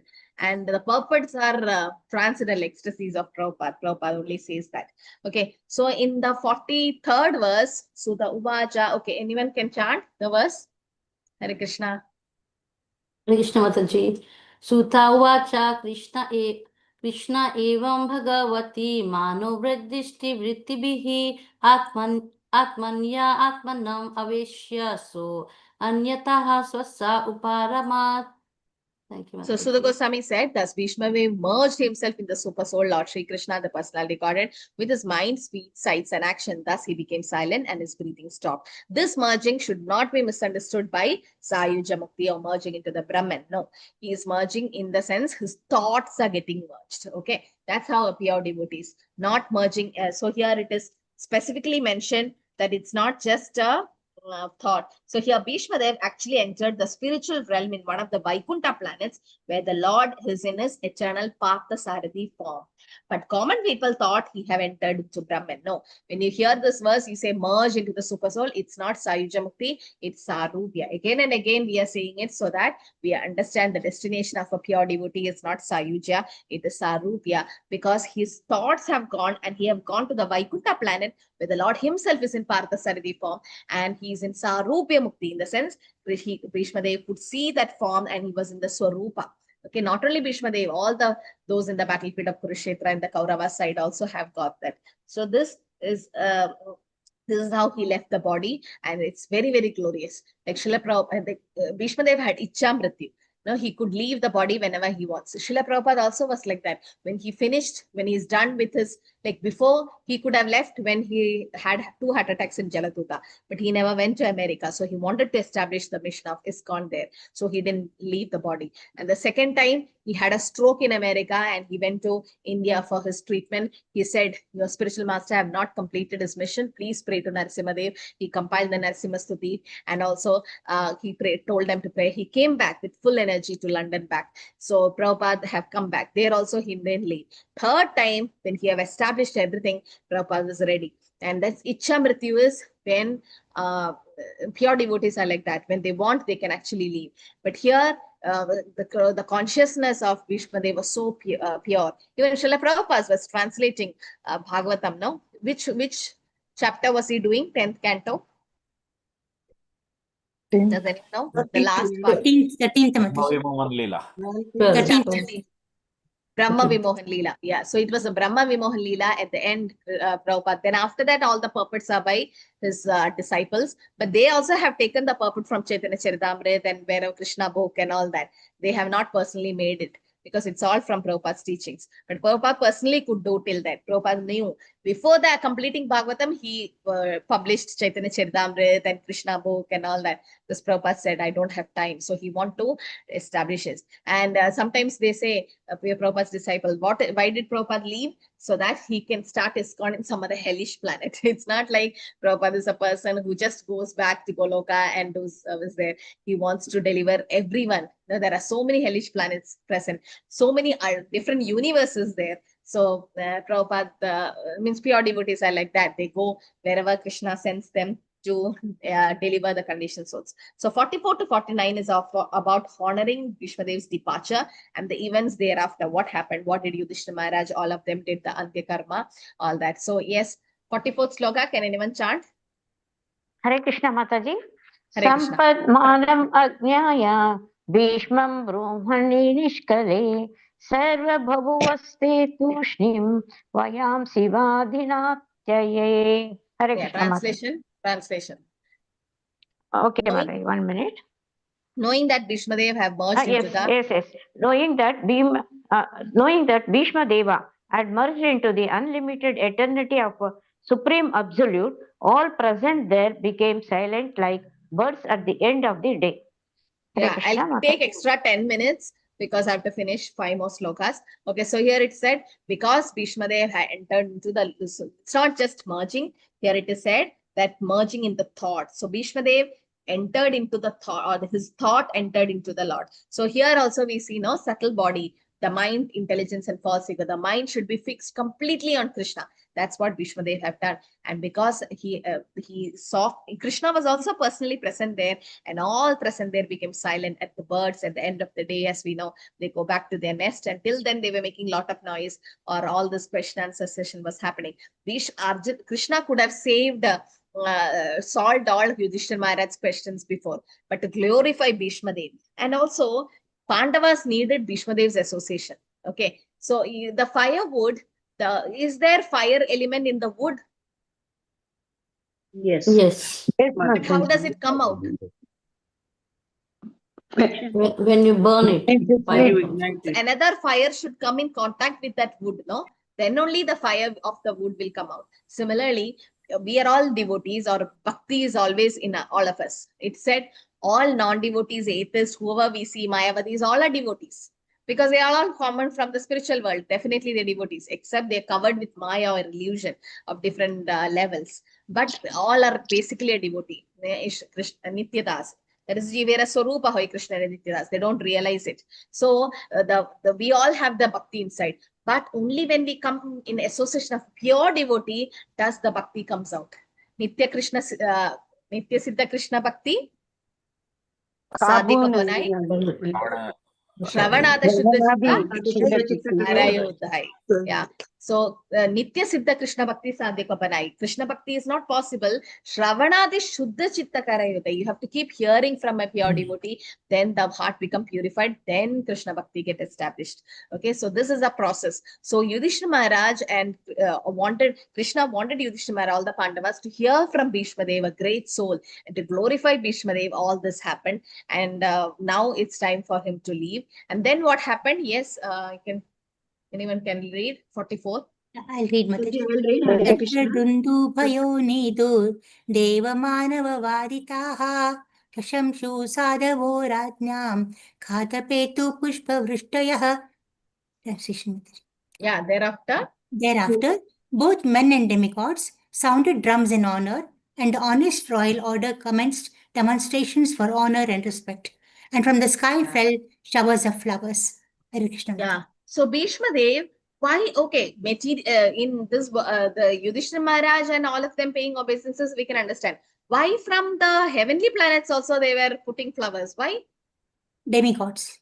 Why? Why demigods? Because he was a very Mahajana. great devotee. Great Mataji.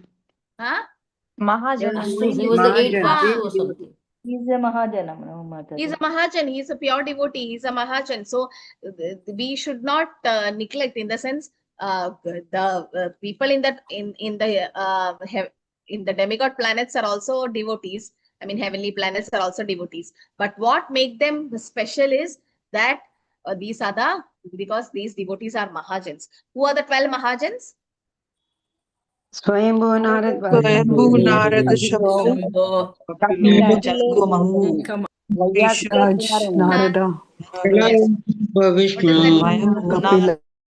Swayambhu Narada Shambhu Kumara Kapilo Manu Prahlado Janaka This is from 6th canto, 3rd chapter, verse number 20. So these are the 12 Mahajans you can see. Swayambhu Narada Shambhu. So if you have Brahma, then Narada, Shambhu, that is Lord Shiva. 4 Kumaras, Kapilo, Manu, Prahlada, Janaka, Bhishma. So Bhishma Dev is also one of the Mahajans. Mahajanena Gatasya Panta. We have to follow their footsteps. So definitely demigods also glorified Mahajan like Bhishma Dev. And that's why they offered flowers from the heavenly planets. So this is how glorious Bhishma Dev's death was, or leaving his body was, because definitely he got Sarubhya Mukti and he went back to his abode. Yes, 46 sloka. Tasya nirharanadini sampare tasya bhargava Yudhishthiraha karayitva muhurtum dukkito abhavat. Translation, Madam. Translation by Srila Prabhupada. O descendant of Bhrigu Shaunaka, after performing funeral rituals for the dead body of Bhishma Deva, Maharaja Yudhishthira was momentarily overtaken with grief. Why? Why was Yudhishthira Maharaj overtaken with grief? Because Because Separation from Bhishma. Separation from a great physical devotee. separation from Bhishma. Yeah, when Ramananda Rai asked, Chaitanya Mahaprabhu asked Ramananda Rai, what is the greatest misery? Dukkha? To be away from the separated from devotee, Away from a to be devotee. alone. Krishna Bhakta Viraha Vina Dukkha Nahi Deki Para. Okay, he says Krishna Bhakta Viraha Vina Dukkha Nahi Deki Para. The separation from a pure devotee. Okay, that is the greatest separation. If you didn't read the conversation between Chaitanya Mahaprabhu and Ramananda Rai, it's so beautiful. Okay, this is also given in teachings of Lord Chaitanya. But that's just a synopsis. But if you read from Chaitanya Charitamrita, it comes in Madhya Leela, and Ramananda Rai explains so many beautiful things because he's none other than Vishaka Sakhi, who's Arjuna. Okay, in Bhagavad Gita, Krishna spoke, Arjuna listened, and that was in Dwapar Yuga. And in the Kali Yuga, Krishna came as Chaitanya Mahaprabhu. The same Arjuna or Vishaka Sakhi came as Ramananda Rai, and Arjuna, as Ramananda Rai started speaking, and Chaitanya Mahaprabhu as Krishna as Chaitanya Mahaprabhu listened. So this is in Madhya Leela. He's asking, Chaitanya Mahaprabhu is asking, Dukkha Madhye Kone Dukkha Haya Guru Tara. Out of all the Dukkha Madhye, out of all the Dukkha, which is Guru Tara, which is the greatest Dukkha. Krishna Bhakta Viraha Vina Dukkha Nahi Deki Para. Krishna Bhakta Viraha Vina. The separation from a devotee, pure devotee, is the greatest Dukkha. So Chaitanya Mahaprabhu asked, of all kind of distress, what is the most painful? And Ramananda Rai replied, apart from separation from the devotee of Krishna, I know of no unbearable happiness. So you can all feel that, no, when you are at home, not association and all, you really feel that you, because when you are in the association of devotees, that's the greatest pleasure you can have. A lot of energy you get, and Krishna consciousness is so blissful. But when you do it alone, that's why this online association, that's why nowadays we made this thing. I think Bhakti Vaibhav also for certification, it might come that you should have Mangalarati attendance and you should do service in the temple. So it might come where Prabhu is implemented in all the levels now, even in Bhakti Shastri. So here, when you come in association of devotees in Mangalarati, I'm so happy now 500 plus comes online to watch Mangalarati. When you watch Mangalarati, even though you're at home sitting in your bedroom and just watching, even on your bed, you're just watching, still you get the benefit of doing Mangalarati, it is said. And it's auspicious to start, no, in the association of devotees. So just be there, and you the whole day, you know, when you finish your japa at Brahma Muhurta, and tomorrow is Ekadashi, Satyala Ekadashi. So why can't you just Makara Shankrati, very auspicious to start doing Mangala, seeing Mangalarati is enough, not just come and be there, because you are getting association, you are in a satsang, in sadhu sangha. So that because the separation from the devotee. So here, Yudhishthira Maharaj is not lamenting for the body, because he is lamenting for that soul, which is being a pure devotee. It's not a bodily separation he is having. He is getting separated because he was a devotee. So devotee separation is the highest separation. So, but Prabhupada says you will never be separated from Prabhupada, because we are all chanting the same Mahamantra, and Prabhupada's Vani is always with us. Yes, 47th sloka, fast. Hare Krishna Mataji. Tushvarmunyo Hrishta Krishnam Tadguhya Namabihi Tataste Krishna Hridaya Swashraman Prayayum Punaha. A translation, Mataji. All the great sages then glorified Lord Sri Krishna, who was present there by confidential Vedic hymns. Then all of them returned to their respective hermitages, bearing always Lord Krishna within their hearts. Hare Krishna. So this is what we should know. Krishna's Prabhupada says in the purport, Vedaisya Sarver Ahameva Vedo. So the end thing is to remember Krishna. So devotees are always in the heart of Krishna. Krishna is in the heart of a devotee. Okay. Sadhavo Hridayam Mahyam, Sadhunam Hridayam to Aham. So Krishna is in the heart of his devotee. Devotees are in his heart. So the devotees were thinking about Krishna. That's what we should be. Or in the sense, finally, we should think about Krishna. That is our goal of life also. So here, and the aim of all the Vedic studies also is that to meditate on Sri Krishna, the eternal, the Supreme Lord. Okay. Yes, 48. Hare Krishna Mataji. Saha Krishno Gajavayam Krishna Gajavayam Gandarim cha tapasvinim. Yes, translation. Translation. Thereafter, Maharaja Yudhishthira at once went to his capital, Hastinapura, accompanied by Lord Sri Krishna, and there he consoled his uncle and aunt Gandhari, who was an ascetic. Thank you, Mataji. Yeah. So why is Yudhishthira Maharaj doing this? Because Dhritarashtra and Gandhari were all negative from the beginning, no? But still, Yudhishthira Maharaj even just immediately went along with them. He took them. Because he had become a supreme king, and then it was his duty to look after every citizen, especially his uncle also at the same time. Okay. But what quality can you see this in Yudhishthira Maharaj? Supreme caring quality. Quality of a Vaishnava. What quality of a Vaishnava is that? Forgiving nature. Compassion and gratitude. Paradukha dukhi. Or yes, the compassion or daya or mercy is also seen. So a devotee is like that. So devotee, Yudhishthira Maharaj being a devotee, he knows, he can understand how Gandhari and Dhritarashtra would be going through after 100 sons' death. But they themselves are not aware that they all got Sarubhya Mukti. No? So they okay, the last sloka for today, chapter. Yes. Hare Krishna Mataji. Pitra Chanumato Raja Vasudeva Numodhitaha Chakraya Rajyam Dharmena Pitra Pritamaham Vibhuhu. Translation: After this, the great religious king Maharaj Yudhishthira executed the royal power in the kingdom strictly according to the codes of royal principles approved by his uncle and confirmed by Lord Sri Krishna. Yeah, confirmed by Sri Krishna, in the sense Yudhishthira Maharaj followed what Krishna have said completely. Yadachasi tadakuru, in the sense whatever. Arjuna also did the same thing, no? Krishna spoke Bhagavad Gita, but then Krishna always said, you have a choice, you decide now what to do. But then Arjuna, whatever Krishna said, Yadachasi tadak, that's true. So immediately, no, he immediately accepted it.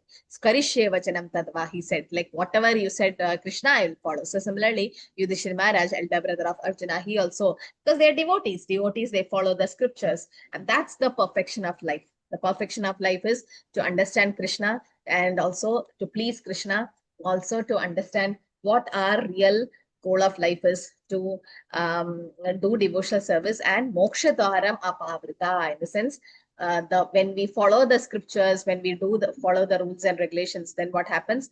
The path of liberation automatically opens. Okay, automatically. But the demons, they don't do that. Shruti Smriti Puranadi Pancharatrim Vidhim Vina Ekandigi Harir Bhakti Utpaideva Kalpate. So Rupa Goswami says in Bhakti Rasamrita, if you don't follow Shruti, Smriti, Purana and all that, and Ekandigi Hari Bhakti, you just do Hari Bhakti alone, Utpaideva Kalpate, it just creates nuisance or disturbance in the society. And also, when we follow Krishna, what happens? Saeva sadhushu krito moksha dwaram apabritam. So every learned man knows well that the attachment for material thing is the greatest entanglement of the soul. But the same attachment, when applied to Krishna or self-realized devotees, open the door of liberation. So we might be attached to material things, but slowly we get attached to Krishna. Now, after coming to Krishna consciousness, what changes all of you experience now? Before you were enjoying so many material things, but now all that taste is gone. Now you enjoy the friendship with devotees. Now you enjoy devotional service. Now you enjoy Namachapa. Now you enjoy hearing about Krishna, and all this changes. Now the whole family would be shocked. Nice. I know a person who's been taken non-veg for so many years, for so many times, and now immediately left everything and is following the 4 regulative principles, and the whole family, everyone, neighbors, everyone is shocked. How can this person so addicted to all these 4 things, but then left everything? It's all because the attraction is going to Krishna, and Krishna is Sarva Akarshne. He attracts everyone. And once the attraction comes, we don't go back, because we got the higher taste. Param Drishta Nivartane, why should we go to the lower taste? So here, when you get attached to devotees, applied to a devotee, the same attachment, moksha dwaram upavrita, opens the door of liberation. For a devotee, it doesn't matter what liberation it is, but for a devotee, devotional service is the greatest. So we stop with that. We finished this chapter of Bhishma Dev's passing away of Bhishma Dev. Very, very glorious chapter. And in the end, Now we'll see departure of Krishna for Dwaraka, because everything is done now and Krishna is ready to leave because his pastimes has to wind up, and again he has to do different pastimes. So Krishna is winding up. So Bhishma Dev is glorified as one of the great devotee of the Lord, and just by his passing away, how can you say one person is a pure devotee? Just see how he left the body. That's enough. Just to see how a person leaves the body, that proves how great devotee that person was. But if they don't remember Krishna at the time of death, Krishna will remember them. Aham smarami mat bhakta, Krishna says. Hare Krishna, Krishna Krishna, Krishna Hare Krishna, Hare Hare, Hare Rama, Rama Hare. Anything to add? Any comments or any questions? Okay. A beautiful class, Mataji. Thank you so much, Pranam. Wonderful class, Hare Mataji. Krishna. Thank So you. just read. It's my sincere request. Please read the purport. Unless you read the purports, you will not understand what Bhishma Dev have gone through his consciousness, because Prabhupada has given beautiful explanation of Bhishma Dev's passing away. So please read. Okay. Other devotees who are already done exams and all that, still there's nothing wrong if you read. So you can go keep reading again and again, because these are so volatile. It just goes away, evaporates. But if it has to remain, then you have to read again and again. And Prabhupada says, if you don't understand the purport, what should we do? Read again. Read again. Prabhupada said, just read again. It will come. Read again and again. So it will come. And you should have taste for reading. Okay. So somebody asked me to share some tips. One is what you can do when you read is, see, if you start underlining, there's so much to underline in Prabhupada's book. Once I asked my Shiksha Guru, how to underline. Mataji said, everything is important in Prabhupada's book. You keep underlining. So one thing is you can use highlighters. Okay, my background is not good. Okay, one is you can use highlighters. Okay, you can see. Yes, Mataji.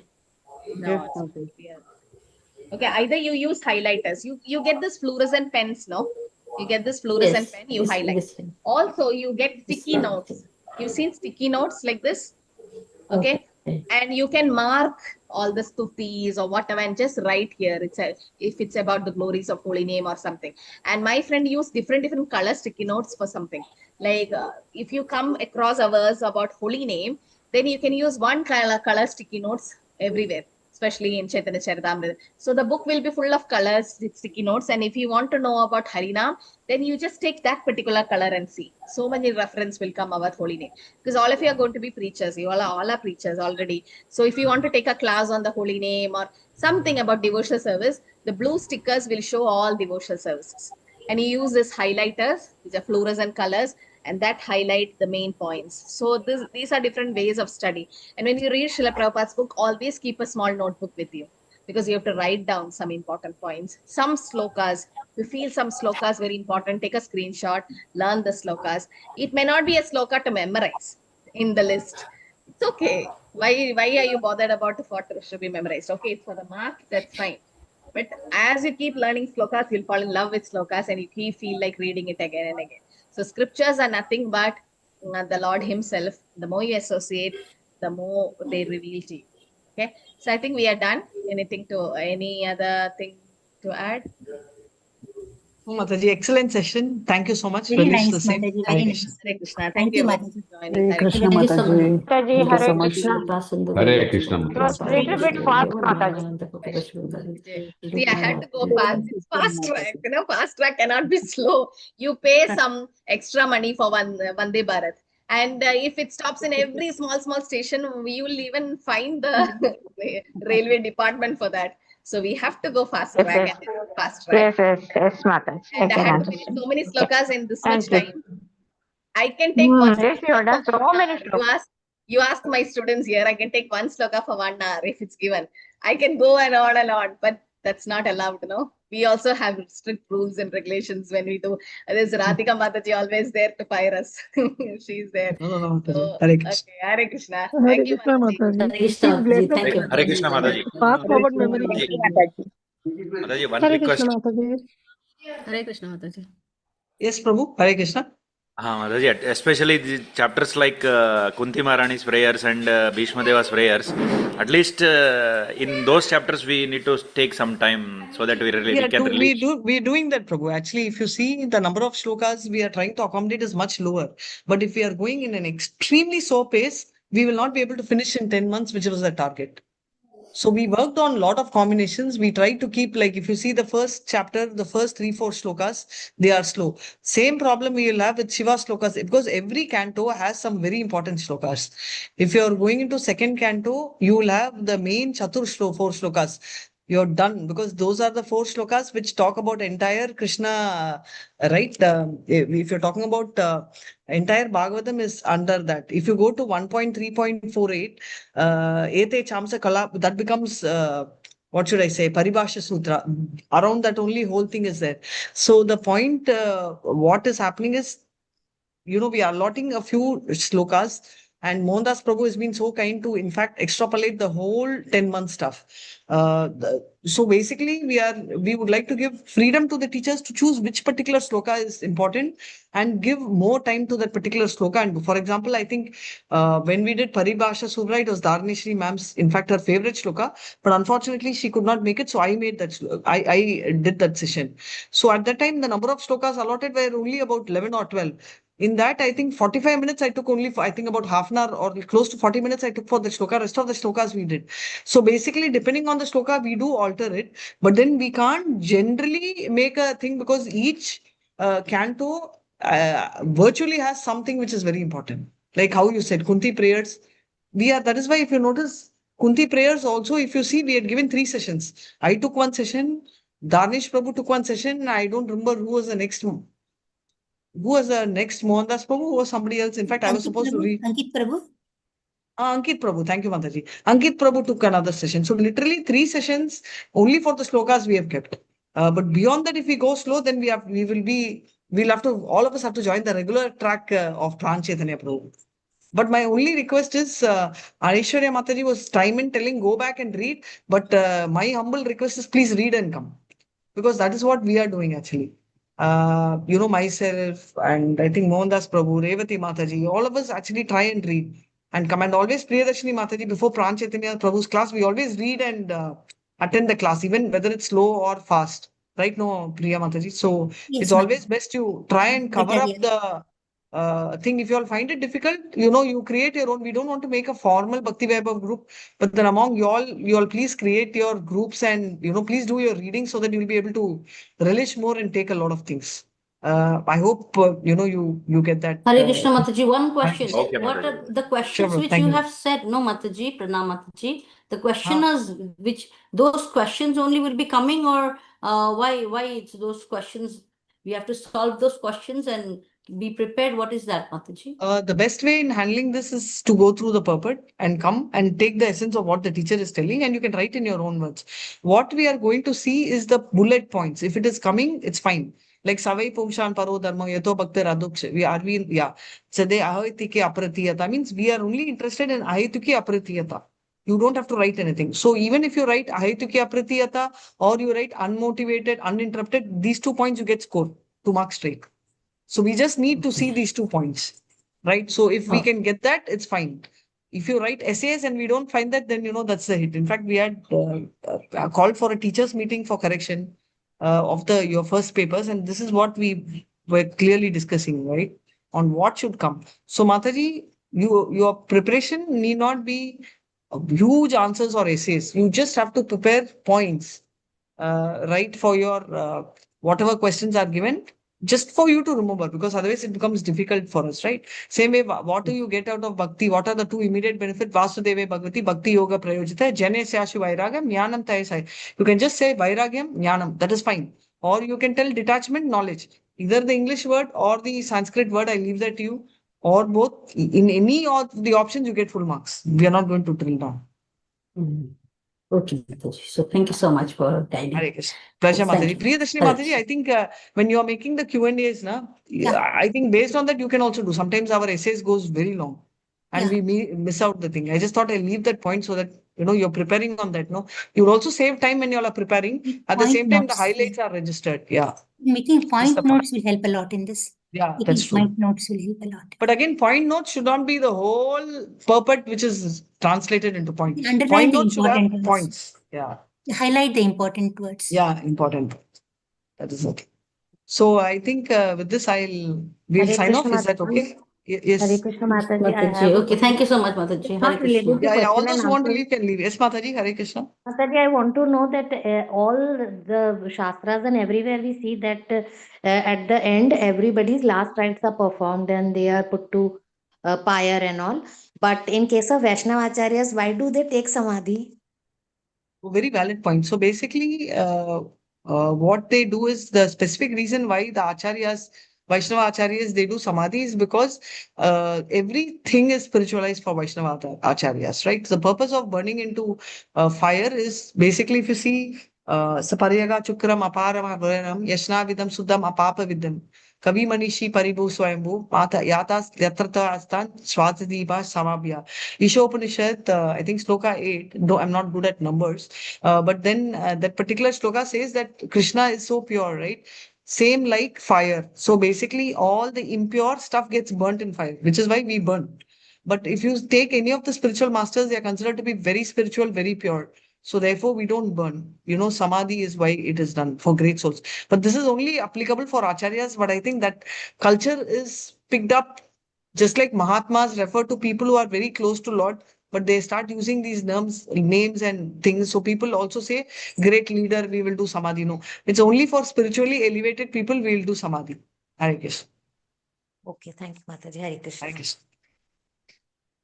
Thank you, Mataji. Hare Bol, Mataji. Thank you so much, Hare Krishna. Mataji. Thank you so much. Thank you, Hare Krishna. Mataji. Hare Krishna. Thank you very much. Thank you so much. Pranam, Hare Krishna. Mataji. Hare Krishna. So I'll Hare end the Krishna. meeting before I fall off the chair and Yeah. sleep.